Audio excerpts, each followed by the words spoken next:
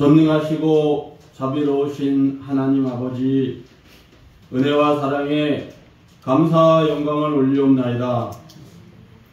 지난 한 주간 세상 속에서 살아갈 때에 주님 온전히 지켜주셨다가 오늘 이와 같이 귀한 주의 전에 나올 수 있도록 축복하여 주심에 감사를 드리옵나이다.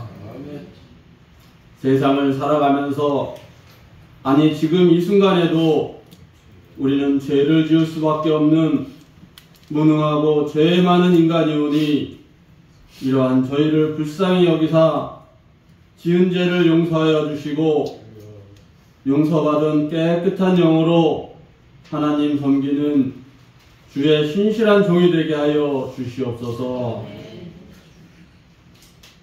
이 시간 마음이 아파서 혹은 몸이 아파서 이 자리에 나오지 못한 성도가 있거든 하나님 그들에게 치료의 능력을 나타내시고 치료의 능력을 통하여 하나님 홀로 영광 받으시는 위대한 역사가 있게 하여 주시옵소서. 어느덧 한 해를 마무리하고 새해를 시작할 때가 다가오고 있나이다. 유아부에서 남녀전도회 이르기까지 전도회를 새롭게 정비하여 다가오는 새해에는 모든 전도회가 하나님 보시기에 본인의 역할을 온전히 수행하는 전도회가 되길 소망합니다. 전도회의 귀한 활동을 통하여 성도 간의 배려와 사랑이 더욱 커지며 우리의 믿음 또한 더욱 성숙되어지게 하시고 대강교회가 하나님 앞에 더욱 바로 서는 교회가 되게 하여 주시옵소서. 대강교회에는 큰 사명이 있습니다. 우리의 유아부에서 학생에 이르기까지 어린 자녀들이 신앙 안에서 성장을 시켜야 한다는 사명이 있습니다. 이를 위하여 봉사와 헌신, 사랑과 기도를 놓지 아니하는 대광의 온 성도가 되기를 소망합니다. 특히 이들을 올바로 가르치며 이끌고 나아갈 사역자가 필요합니다. 주님을 향한 복음의 사역 온전히 감당할 수 있는 귀한 사역자가 하루속히 올 수 있도록 주님 은혜 내려 주시옵소서. 돌아오는 주일은 감사주일로 지킵니다. 한 주간 감사 열매는 무엇인가 다시 생각해보게 하여 주시옵소서. 귀한 재물을 주신 것, 자녀가 훌륭한 대학에 입학한 것, 건강을 회복한 것, 모두 훌륭한 감사의 열매입니다. 그러나 잊지 말아야 할 풍성한 감사는 우리가 지금 이 자리에 앉아 있다는 것입니다. 우리의 소망이요 생명이신 주 예수 그리스도를 믿고 있다는 것이 그 어느 것보다 풍성한 소득이며 감사의 열매임을 잊지 않은 대광의 온 성도가 되기를 바라옵고 원하옵나이다. 어떠한 상황 속에서도 욕과 같이 늘 감사가 넘치는 삶을 사는 주의 자녀가 되게 하여 주시옵소서. 이 시간 목사님께서 귀한 말씀 주실 때에 하늘의 문이 열리고 성령이 감동 감화하는 기쁨의 예배, 사랑과 은혜가 넘치는 예배 되게 하여 주시옵소서. 이 말씀을 통하여 하나님의 깊은 사랑 체험할 수 있는 예배 되게 하시고 우리의 믿음이 더욱 굳건해질 수 있는 살아있는 예배 되게 하여 주시옵소서. 하나님의 영광이 이 예배 위에 함께하여 주시옵소서.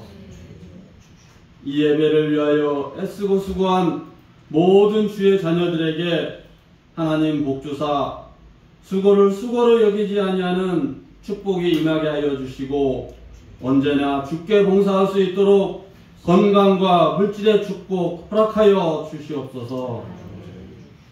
이 예배를 이끄시며 말씀 전하는 목사님에게 하나님의 한량없는 은혜를 베푸사 말씀이 복되게 하시고 주님의 말씀만 온전히 전할 수 있는 목사님 되게 하여 주시옵소서. 그의 가정 또한 온전히 돌보사 말씀 전함에 늘 평안만이 넘치는 가정 되게 하여 주시옵소서. 성령이 함께하는 예배, 성령이 인도하는 예배가 되기를 간절히 바라옵고 원하며 감사하며 예수 그리스도의 이름으로 기도드리옵나이다. 아멘.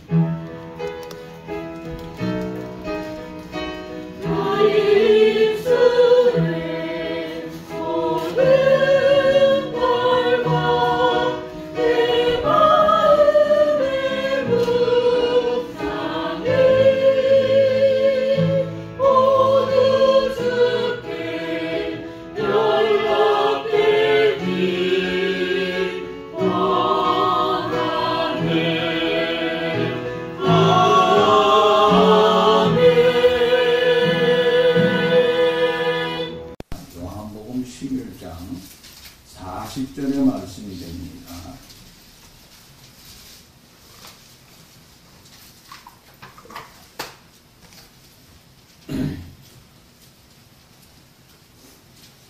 요한복음 11장 40절에서 44절의 말씀을 보겠습니다.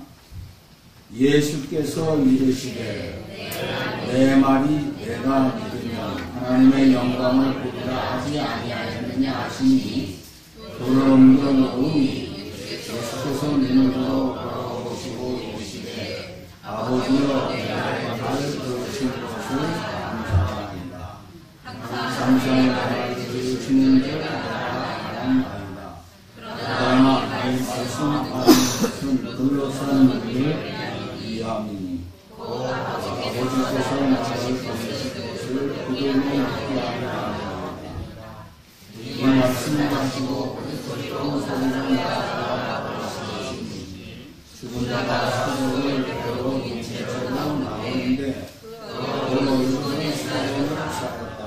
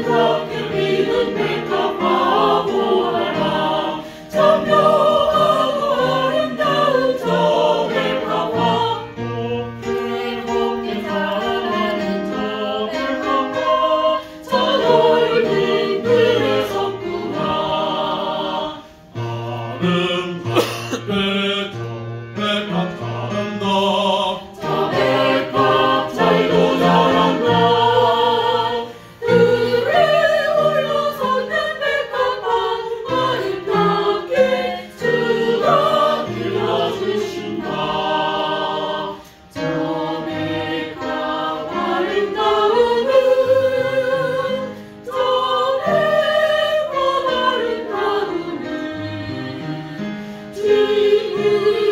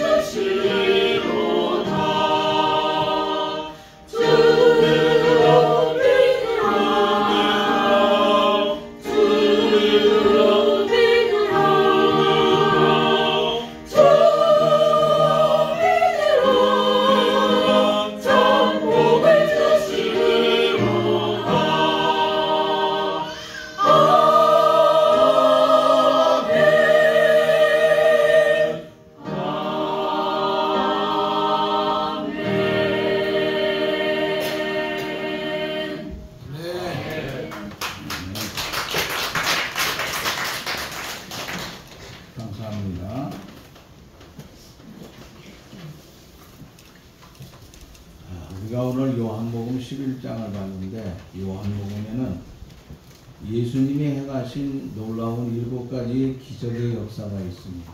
첫째는 우리가 잘 아는 것처럼 요한복음 2장에 보면은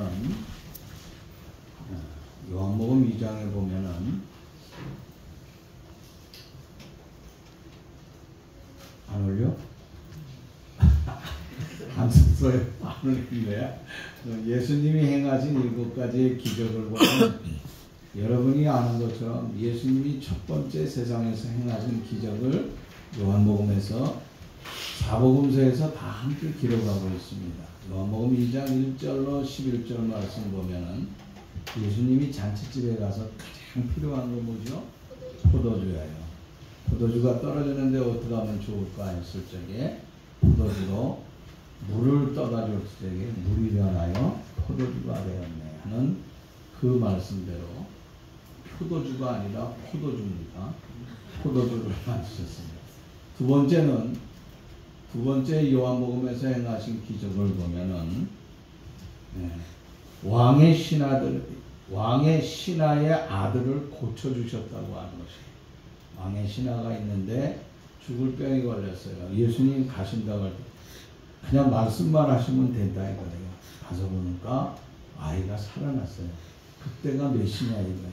예수님 말씀하신 데하고 신하가 말씀하는 거하고 똑같은 시간이에요. 아, 예수님이 말씀 한마디로 기적을 행하셨구나는 그것을 볼 수 있습니다. 요한복음 그 다음에 세 번째 보면은 요한복음 5장의 1절로 8절 말씀 보니까 혈기 많은 사람이 있어요. 온갖 병들이 많았는데 특별히 대표적인 게 혈기 많은 사람을 세 번째로 고쳐주신 기적의 사건을 볼 수 있어요.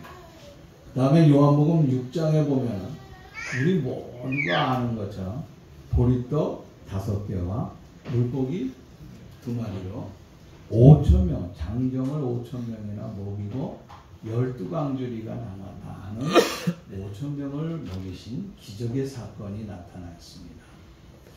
그 다음에 5번째 가면은 그 다음에 끝나시고 예수님께서 사람들이 왕으로 섬기려고 그러니까 산으로 도망을 가십니다. 도망간다는 것보다 산으로 올라가셔서 기도하러 올라가실 적에 제자들이 갈릴리에 가서 배를 타고 떠나게 되죠. 그리고 타고 가다가 풍랑을 만났어요. 다 죽게 되었는데 그때 바다 가운데서 주님이 걸어오신 거예요. 그러면서 물 위에서 바다를 잠잠케 하시고 기적을 행하신 사건들을 6장에서 볼 수가 있습니다. 6번째는 이제 요한복음 9장에 보면은 앞을 보지 못하는 분이 계셨는데 실로암 물가에 가서 고치는 사건이 일어나죠. 그때 예수님께서 진액을 향하여 침을 뱉으시고 이겨서 눈에 바르고 실로암 못으로 가라 그랬죠. 그래서 가서 했더니 눈을 떠졌습니다. 그래서 놀라운 기적의 역사가 일어났습니다. 그 다음에 7번째 오늘의 말씀이에요. 죽은 나사로를 살리셨다고 하는 요한복음 11장의 말씀을 우리가 볼 수 있다고 하는 것입니다. 자, 여기 7가지 가운데서 우리가 크게 두 가지로 나눌 수가 있는데 하나는 자연에 대해서 또 하나는 사람에 관하여서 하나님께서 표적을 행하셨다고 하는 것입니다. 자연을 통하여서 행하신 것이 무엇이냐면은 물로 포도주를 만드신 것, 또 자연에 일어나는 폭풍과 바다 위로 걸으신 이 모든 사건들을 통하여서 우리에게 보여주고자 하는 것은 주님께서 자연을 다스리고 섭리하고 창조주 하나님의 역사를 우리에게 보여주고 있다고 하는 것입니다. 그리고 다른 사건들이 있죠. 왕의 신하의 아들이 죽어가는데 그를 고쳤다든지, 혈기 마른 사람을 고쳤다든지, 5,000명을 먹이셨다든지, 또 소경을 고치셨다든지, 아니면 나사로를 살리셨다든지 하는 이것은 무엇을 말씀하고 있느냐? 예수님께서 생명의 주인이라고 하는 것입니다.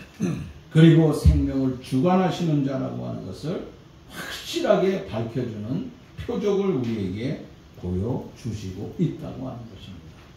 한마디로 얘기하자고 하면은 그는 지으시고 다스리고 섭리하시는 전능과 정권이 모두 주님께 있다고 하는 것을 우리에게 말씀하고 있다고 하는 것입니다. 그런데 요한복음 11장에서만 나타나 있는 것이 있는데 그것이 뭐냐? 라사로의 부활의 사건이에요. 라사로가 죽었다가 살아난 사건은 다른 복음서에는 없어요.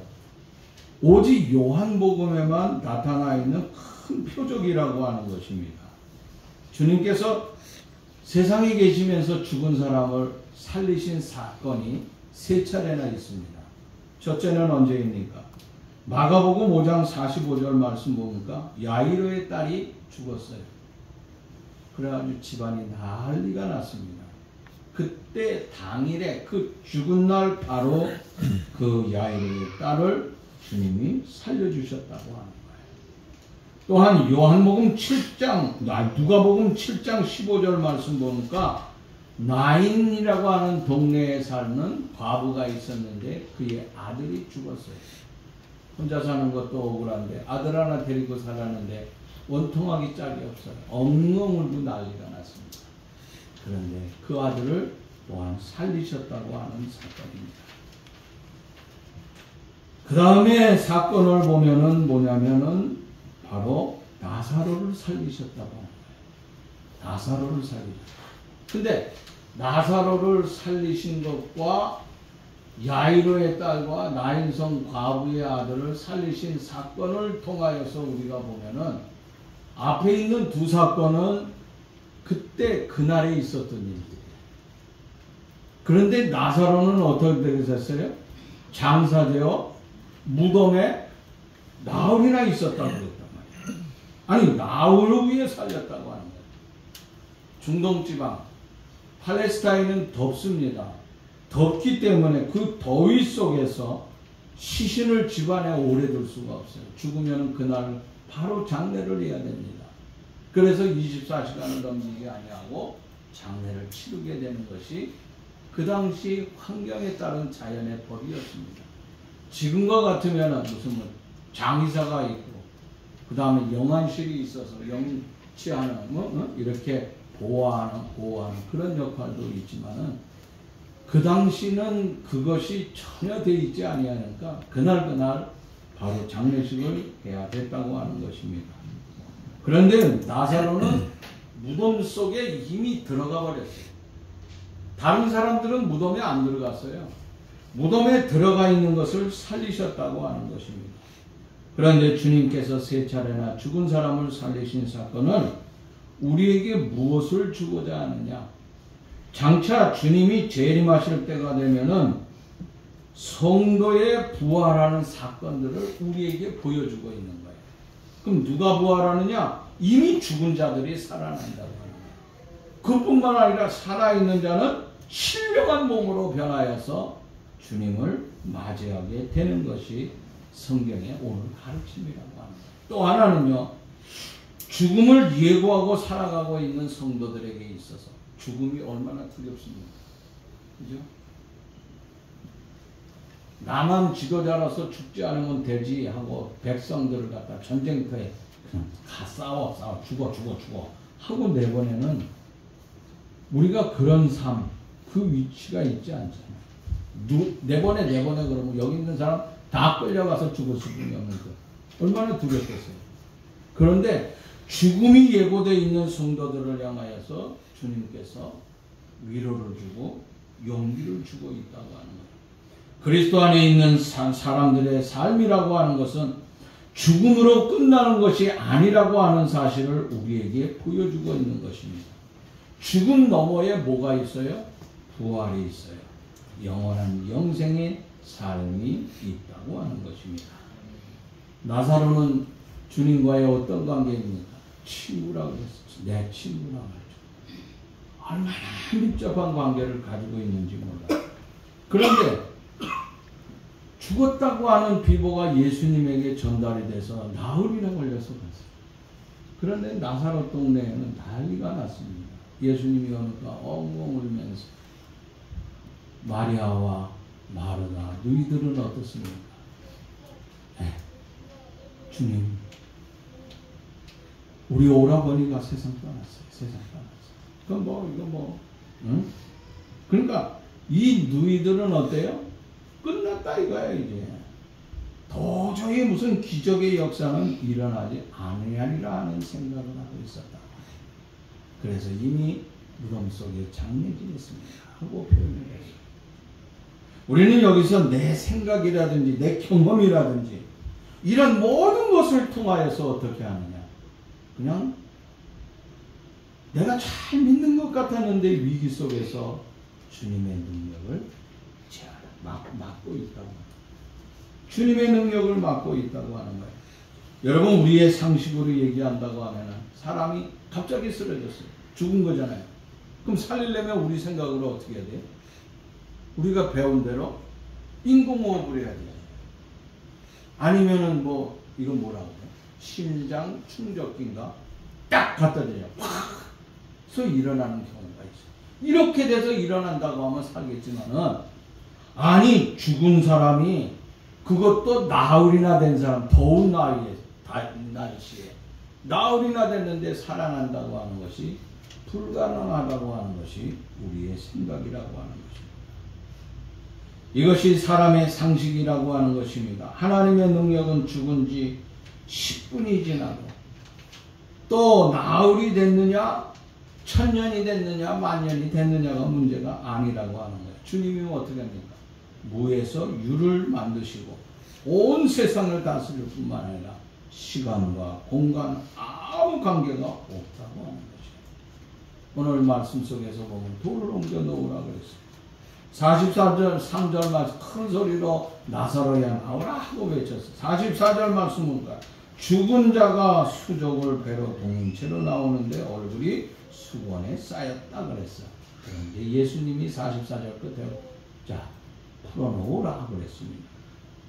돌을 옮겨 놓으라, 나사로야 나오라, 풀어놓으라 그랬습니다. 주님이 나사로를 살리신 능력이라고 하는 것은 시간과 공간과 조건과 환경 모든 것이 상관이 없었음을 우리에게 보여주고 있다고 하는 것입니다. 내가 믿는 주님은 죽은 지 나흘 되어 썩은 냄새가 나는 시체를 향하여 나오라고 하는 명령을 내리는 하나님이시라고 하는 것입니다. 빛이 있으라 하시니 빛이 있었습니다. 파도가 잔잔하라 하시니 파도가 순종하고 잔잔해 버렸습니다. 귀신아 나오라고 외칠 적에 귀신이 아우성치며 나왔습니다. 나사로를 향하여서 나오라 하실 적에 수건으로 동인 얼굴을 동인 채로 나왔다고 하는 것입니다. 자, 그렇다고 하면 내가 믿는 주님은 어떤 하나님이에요? 무궁무진한 힘과 능력을 가지고 있는 거예요. 여러분, 이런 시대에 이 주님이 여러분과 함께 한다고 하면 기죽지 말고 어깨를 펴고 활기 있게 이 주님과 함께 믿음으로 승리하는 삶을 살 수 있기를 바라는 것입니다. 내가 믿는 하나님은 우리의 길을 살려주시는 능력의 주님입니다.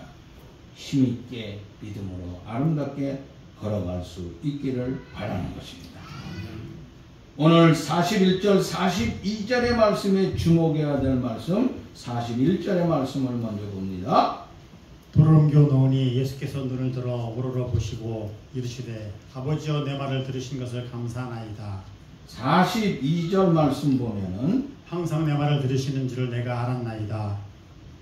아멘. 우린 여기서 주님이 하나님 앞에 드린 감사의 차원을 생각해 볼 수 있다고 하는 것입니다. 주님이 드렸던 감사는 어떤 감사입니까?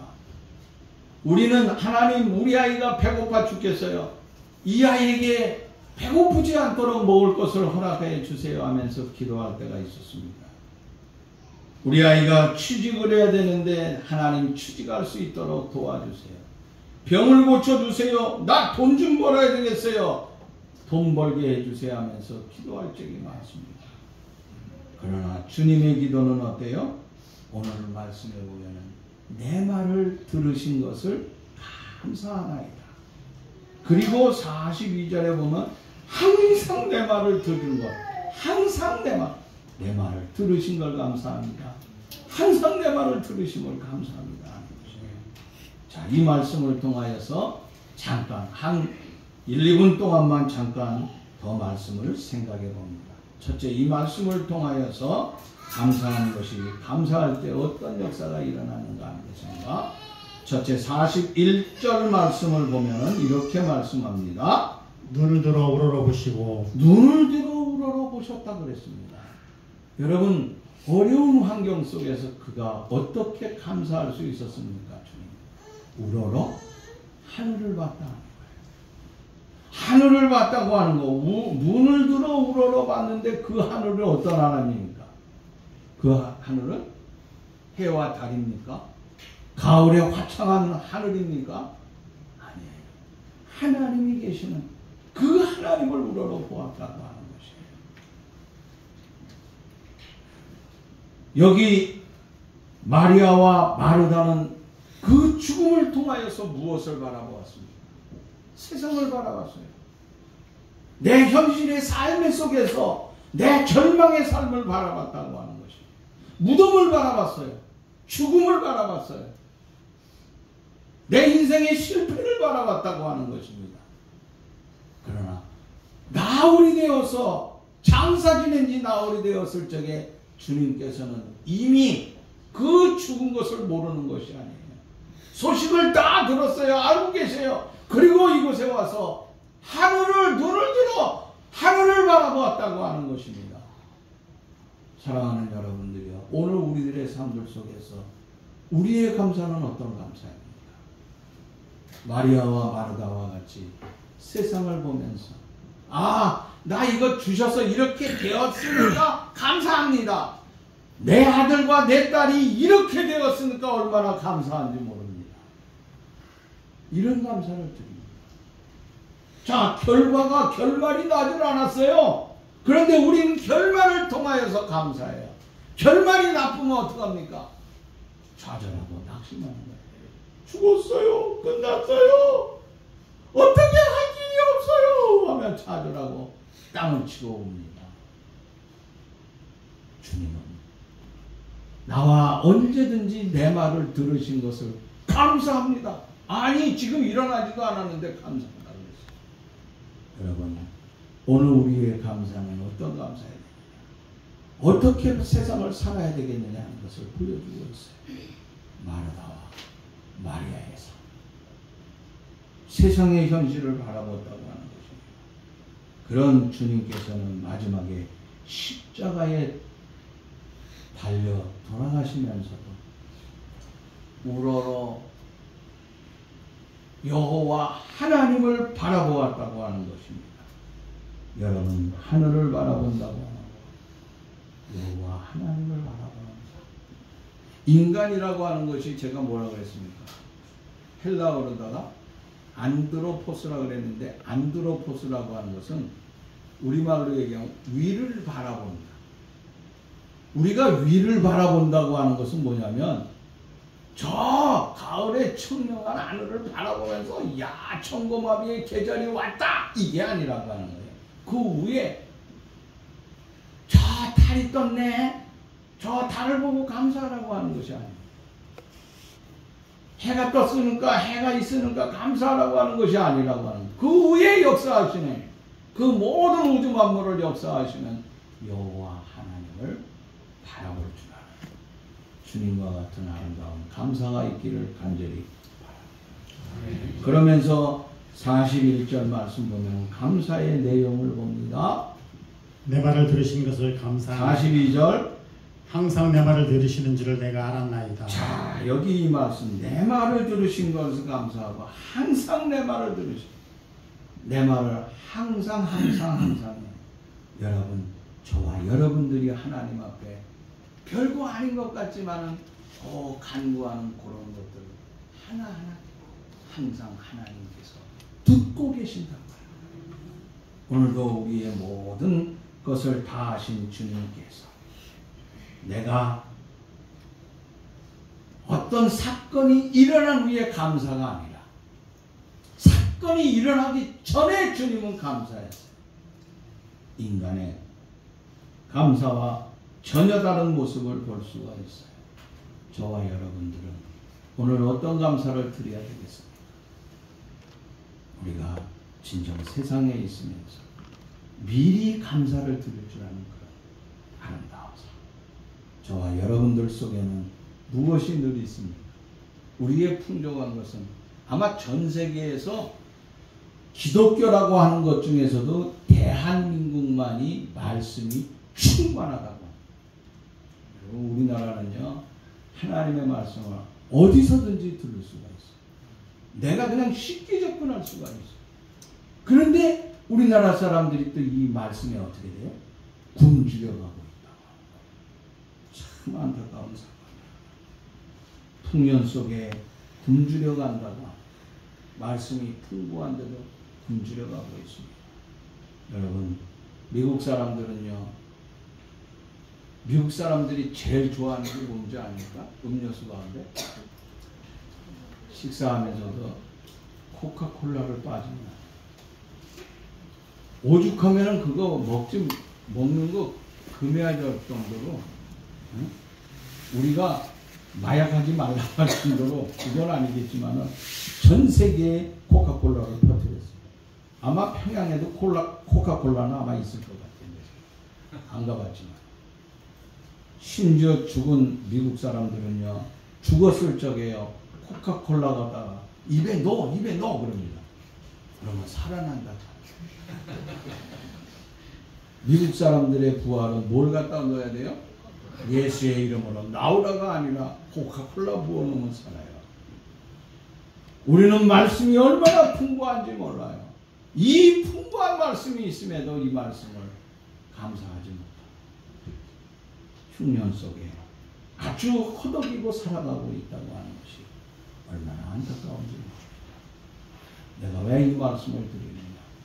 여러분, 우리 주위에는 내가 결론을 맺고 감사하는 것이 아니라 내가 주어지기 전에 먼저 감사, 주님이 드렸던 감사, 내가 주의 길을 쫓아간다고 하면 이런 감사를 통하여 하나님이 주시는 아름다운 은총과 축복의 역사들이 넘쳐날 수 있기를 주의 이름으로 축원합니다. 하나님 감사합니다. 오늘도 우리에게 주신 말씀을 통하여서 우리가 아름답고 영광스러운 주의 삶의 역사가 넘쳐나며 부족함이 없도록 도와주옵시고, 주님이 드렸던 신실한 감사의 삶이 우리의 감사가 되게 해 주옵소서. 예수님의 이름으로 기도하옵나이다.